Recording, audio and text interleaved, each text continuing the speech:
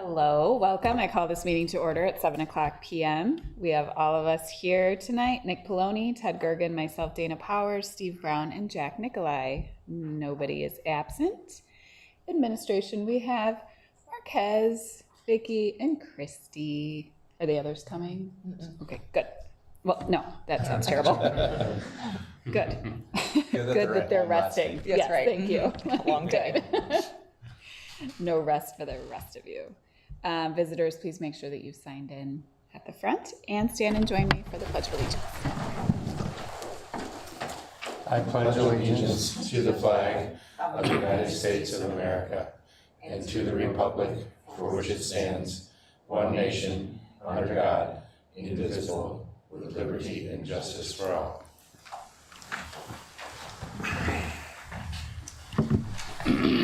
Take a motion on the agenda. I move to accept the agenda as presented. So moved. Second. All those in favor? Aye. Opposed? Motion carries. What do we got here? President's report. Last week, my buddy Jack and I attended the, what did we call it? The new employees luncheon. We did that last year too. It was like a little pizza party out in, what is it? Settlers Park. Settlers Park. Just what a great thing. I hope we continue doing that. I'd like us to continue doing that. Just a great time to have all of us together and just for the new employees to be together. And then it's nice because they got to meet Jack and I and just on a more informal basis. It was just really, it's just nice. It's one of my favorite events. And then this morning was the staff came back. We did a intro to them. Vicky knocked it out of the park. Holy smokes. Like,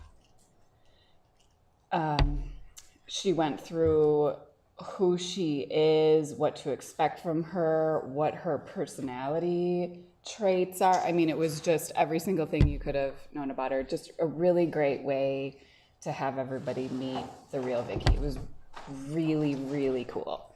Really nice. And the rest of the administration got to introduce themselves and new employees. And it was phenomenal. It's just really, really good. I know you guys were there too. It's just really good. That's all I could say. It was probably in my 9 years of doing this, or 8 years or whatever, the most impactful session. Other ones I felt like it was like, wah, wah, not necessarily in a bad way. That sounds bad. It was just so energetic and so mental health focused and just loving on the stage. It was really neat to be a part of that. So that was great. That was all I wanted to present on. And Click. I have nothing as far as anything to report on. All right. Any CISA 2 update? Very briefly, CISA 2 just applied to the Department of Public Instruction to add the deaf and hard of hearing of teacher licensure program. And if you don't know, CISA 2 offers a number of programs that are approved by DPI for certification, which is really neat. And they are looking at some other areas to add in the future, some other areas in special ed, as well as potentially the school principalship licensure, which I think is really neat. Also,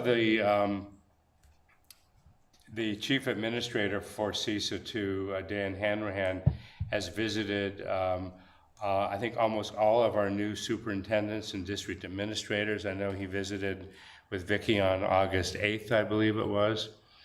And he also visited the administration in Wilmot and in this area, but all over CISA 2, which is really great. So that's all I have. Good. Thank you. Thank you. Looks like we had no committee reports, so we'll go right on to Ted. All right, let's take a look at the treasurer's report dated July 2022. These are the ending balances in each account. So the general fund cash account, $566,274.08. Credit cards with an ending balance of $7,083.66. EBC Flex and HRA cash account with a balance of $12,895.90. $2.90. Capital Improvement Fund, or Fund 46, has an ending balance of $4,828,332.56. Petty cash, $300. LGIP, $517,230.99. And then Fund 49, or the WISC, a balance of $36,721,620.22. So you probably noticed that the ending balance is a little higher than normal, with $42,653,737.41. It's not like we're gonna go out on a splurge here, but it looks like the transfer happened into Fund 46 of roughly $2 million. Yep. And then the WISC, which we talked about last month, was like that pending capital outlay is actually transferred into that fund now. So I don't know if you want to comment on that at all. Yeah, so last month we had the addition of the Fund 49, not to be confused with Fund 46. Right, yep. And then, Different. in July, so we're looking at the month of July. In Yep. July, we had they call it a GORB, or General Obligation Refunding Bond, that we received. And that's in Fund 39. That was another 18.3. So that's gonna be used to pay off that original ban, the Right. bond anticipation Yep. note. That was 18.3. And we have that payoff date on September 14th. So this will decrease by 18 million. Right. So it'll be in 2 months. We'll Correct. see that come off the books. And then that Fund 49 will still stay in there until we're done with our referendum projects. Right. Obviously, it'll decrease over time. Yep. So I'd like to move to approve the treasurer's report dated July 2022 as presented. So moved. Second. All those in favor? Aye. Opposed? Motion carries.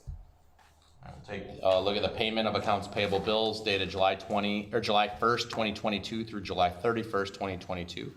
This includes checks numbered 71200 through 71264, as well as 2022000001 through 222300003, for a total of $916,517.35.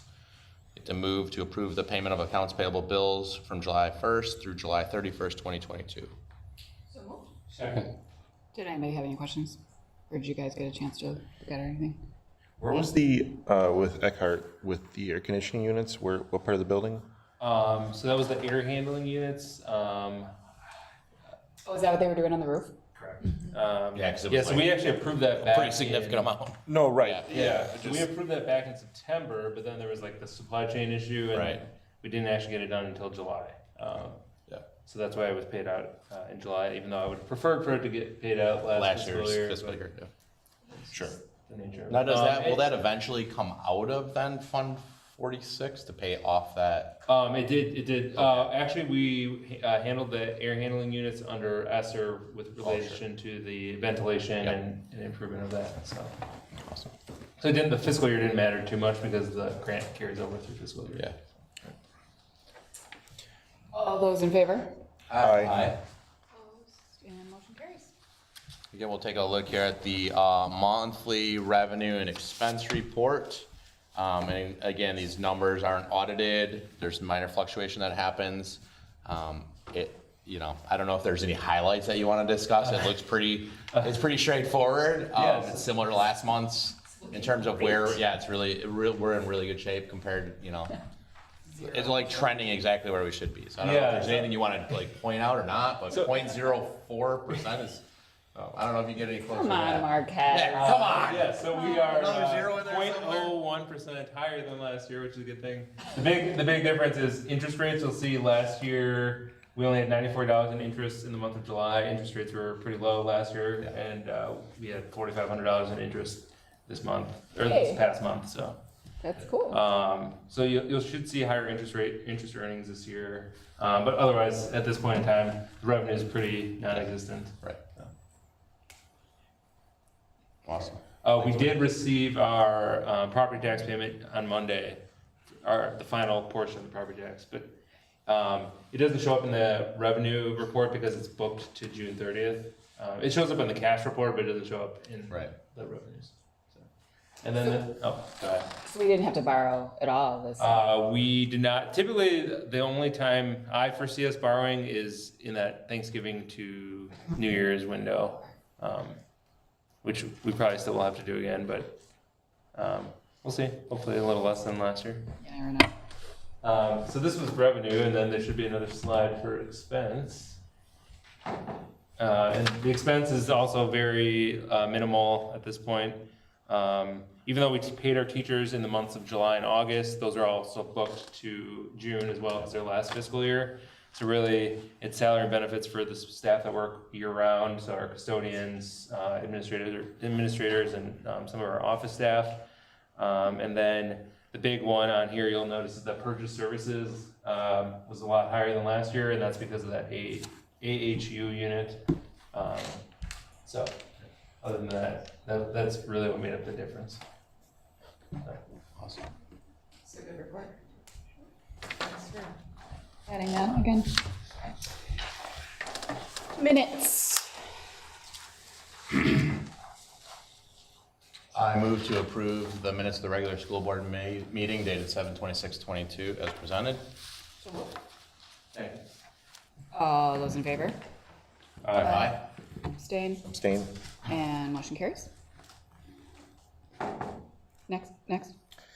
I can do that one. Yep, you can do that one. I motion to approve the minutes of the special school board meeting dated 8/9/2022 as printed and or amended. All those in favor? Aye. Abstain, Jack? Aye. I said aye. Perfect. Oh, you weren't there.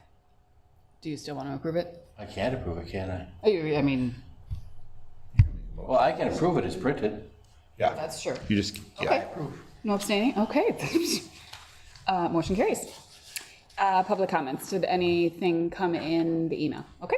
We do not have any public comments. And Vicky. Okay. So we have the second reading for naming of the school district facilities. This is the new policy, so it's our second reading. We read it last time, but I'm going to read it once again. From time to time, the Board of Education may wish to commemorate a school or district facility by means of a plaque or naming the facility after a person. Such commemoration should be reserved only for those individuals who have made a significant contribution to the enhancement of education in the district or the well-being of the district. The Buildings and Grounds Committee will be responsible for considering and presenting any recommendations to the board. Name recommendations shall be made in accordance with established administrative guidelines. Love it. I move to approve the second reading of the new policy for naming school district facilities. So moved. Second. All those in favor? Aye. Opposed? Motion carries. Good. Yeah, I'll go over the employee guide. So annual thing we do is kind of review the employee guide. So we use the 21-22 employee guide as our starting point. We made minor changes to reflect what we're actually doing in practice, legal requirements, and then other recommendations or changes that we made last year that we got in there for this year. So I just wanted to summarize the significant changes. Won't go over every little, taking out an S here and thing like that, but Thank you. summary of the significant changes I'll present on the next couple slides. The employee guide is divided into three parts. The first part, part one, is applicable to all staff. Part two is for staff with individual contracts, but excluding administrative contracts. And then part three is for non-exempt staff without contracts. So for the first part one, applying to all staff, the main change that we had, or the only major change we had, was just further clarifying our bereavement leave. In the previous version, we didn't specify, we only specified bereavement leave for a child, a spouse, or employee's parent. And so in this one, we clarified bereavement leave in the case of a death of an immediate family other than the child, the spouse, or the employee's parent. And we have it at 3 days, and they have to be used within 30 days of the date of death. So that was the only change applicable to all staff. For part two, staff with individual contracts, we updated the section called administratively called meetings on page 43, and we updated that based on the board action taken last school year to provide a stipend for special education contracted staff for additional meetings and for their hard-to-fill positions. We also changed the language to include 504 meetings. And then we also lowered that number of meetings for non-special education staff before they can be compensated. The IEP meetings and the 504 meetings. So that was just kind of bringing it up to speed for what we approved last year. And then the sick leave accumulation or buyback, we added the provision, the language regarding the retirement provision that we first provided last school year. That's for eligible retirees that were 55 years of age and had 15 years of service.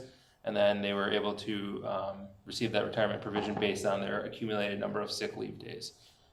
So we did update the employee guide to have that, which we did last year.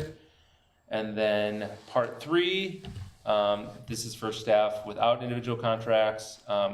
We did update our holidays to match our contracted staff. So we added New Year's Eve as a paid holiday. For some reason, it wasn't included previously. And so in order to kind of keep all of our employees on the same page, we Can't wait for this New Year's. It's gonna be amazing. we added New Year's Eve as a paid holiday for hourly employees. So that's, I think it's Was it a practice we had, and it just wasn't in here? no, we No, didn't okay. actually do it in the past. Got it. And so we just have it now matching Yeah. the contracted staff. So I think, that's a Yeah. boost to our Good hourly catch. employees. Yeah. And then we also added that sick leave accumulation provision regarding the retirement provision based on what we talked about last year. And obviously, I think on the next slide, so we'll continue to review our employee guide throughout the school year, and obviously if there's any potential changes or issues, we'll bring it to the board, and at any time in the school year, we're free to change the employee guide, but we just wanted to get it up to speed and make sure it matched what we're actually doing and then what we had approved last year. So You will notice that it does say pending attorney review. Shayna did say she should probably review this. Okay. I move to approve the 2022-2023 employee guide pending attorney review. Second. All those in favor? Aye. Motion carries. We are cruising. We are. Okay, so we have our next action item, looking at COVID procedures. I just want to make sure how I wrote it at the bottom. So there are 2 options. One of them I put in the board update a couple of weeks ago, but after seeing what Central had shared, the superintendent Central, I thought you may want something that's a little bit more clear, and that is linked in the update where it goes into very specifically masking, students testing positive for COVID.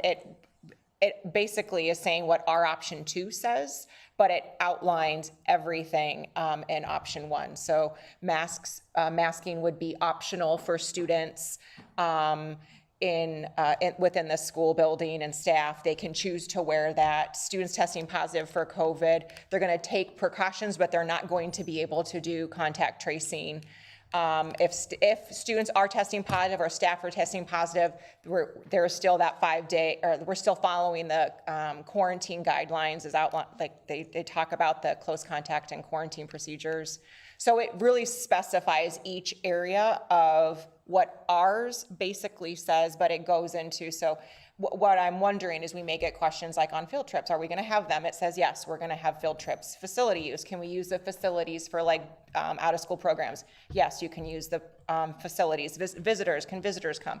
Absolutely, visitors are allowed to come. Athletics and activities, there are no restrictions. And so it really says, it spells out in every single area what ours says, but it's there, so. In a lot more detail, a lot of words, but they're good words. Yeah. I mean, they are, it's clear. Every single one of them is a good word. Yes. There's So no I don't, swears. yeah, right, no. So I just don't know if you want something that has more language around how we would want, the instructional model is we're in person. Social distancing, when and where possible, but we're not making sure kids are standing 5 feet apart in the hallways. They outlined it quite a bit, as you saw in the update, so. Where are we in terms of, I'm just reading option 1, where it talks about visitors, groups and assemblies, in schools during the school day will be allowed. In the past, I know if visitors came into the building, that, you know, irrespective of what was going on in the building with students, staff, that visitors would need to wear masks. Is that now not the case, right? Correct. Okay, thank you. We had so today, for example, for our staff, with some of our students in our child, like there are some kids that choose to wear masks. We have some staff that chose to wear masks today. We had visitors that weren't wearing masks. So it wasn't where we were going around and trying to set that up, but no one was, and the children, they aren't making each other feel uncomfortable. No one made the staff person feel uncomfortable. So if people want to wear masks, that's completely acceptable. Okay. So, yeah. I like option 2. It reads nicely and it's straightforward. I get that it says it on option 1. I get it says all those same things. I don't know. I like nice paragraphs. Thoughts? I mean, option 2 is more succinct. Is that like, I think that's what you're saying, right? Option 1 is I very was saying like, that very long. Yes. yes, option, Yeah, it I reads feel like you get well, lost in the it says weeds, like, wait, where am I? I mean, I guess we could turn option 1 into a Q&A, can we can we have visitors? Yes. Can we have a facilities? Can we use your facility? Yes. Okay, So I don't mind having a Q&A. Yeah.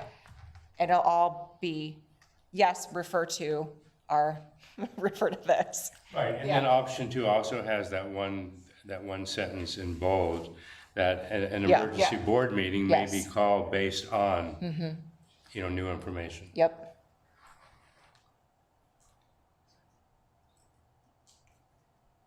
I move to update the code of procedures for the 2022-2023 school year as presented, recommending option 2 With a Q&A.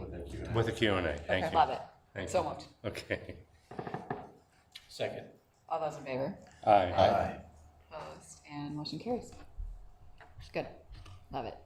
Okay, just a quick brief update. This will go out to families on Friday in the communication, just letting them know what the timeline will look like. What I do want to just highlight, well, I'll highlight a few things, and your board update this Friday, you'll see. I've really kind of outlined what each of these days and activities the evenings will look like. I'd love to know if there's someone who wants to be a part of those on a regular, or just 1 or 2.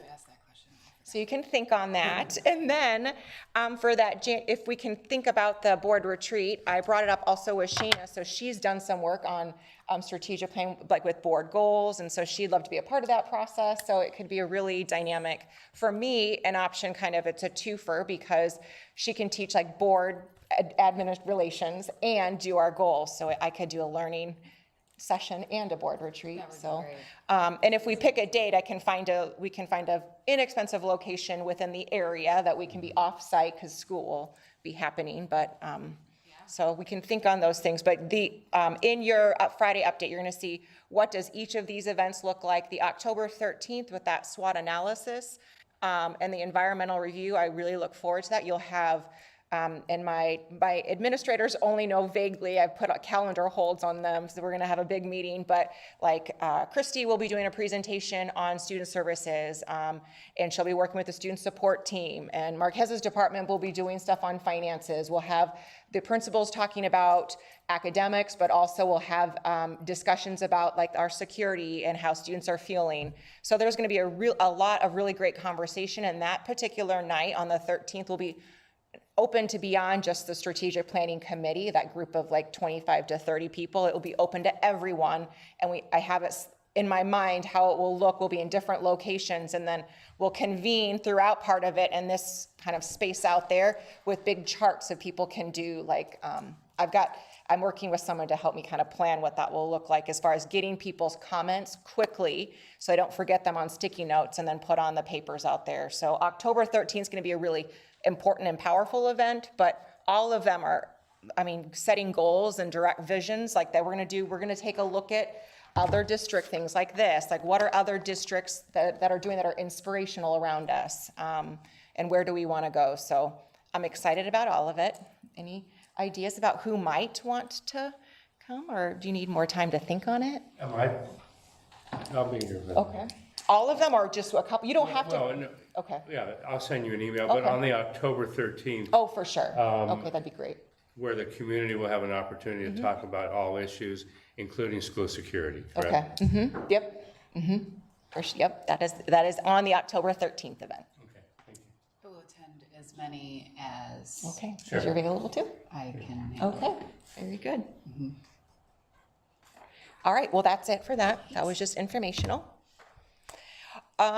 So we do need some meetings to happen, because there are some items that were discussed sometime last year related to finance and personnel, and I want to make sure that we don't wait too long before the year gets away from us. So if we can set up the committee for the personnel committee, I think that's you and Ted. It's Ted and I. And finance, is that you, Nick? It's myself Oh, and you too. Oh, Ted, you're gonna be, Oh, awesome.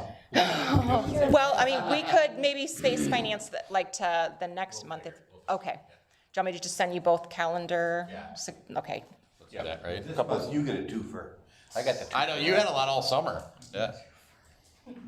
I keep saying that, I started it. And then negotiations we would do after. Typically, we do that in December. Because we have to wait CPI for, comes in. yeah, we also wait for our, we could potentially do it in November, depending on when we get our insurance renewal back. I think last year, because we switched, we didn't have the proposal until after the November date, so then, but we could do it in November if, assuming everything goes well. Okay. So right after we adjourn, you're gonna have to give me a number 1 through 15, Nick, okay? Yes. Oh, we don't have that slide for it, we're, Why? this is, someone's got a prize out there, so Nick, 1 through 15. 13, under under the your seat. chairs? If you, under your seat, you have a number. We have fabulous, I told you I would do this, I wasn't lying. Do I? No, none of y'all have it up here. Why didn't I sit back there? Just grab the chair next to you. I see a post-it note. There you go. Did we get a 13? You got a 13? No? See, it's fun to try, but it's not for everybody. Not, you got 13? Oh, 10. Not everyone get. When you couldn't see it? Yeah. Yeah, no, next time. You better be careful, we may run out of seats next month. It's Willy Wonka style. There's one right here. She got and 13, she there. did? Oh, it's on the, I feel like I see one on the floor. I know, she didn't have one here. All right. I'm not gonna give this out just because I don't do that. Not everyone gets a trophy. Okay. Good. Good stuff. Okay, I move to adjourn the meeting at 7:28. You guys, good job. Second. All those in favor? Bye. Opposed, and we are adjourned. Less than 30 minutes.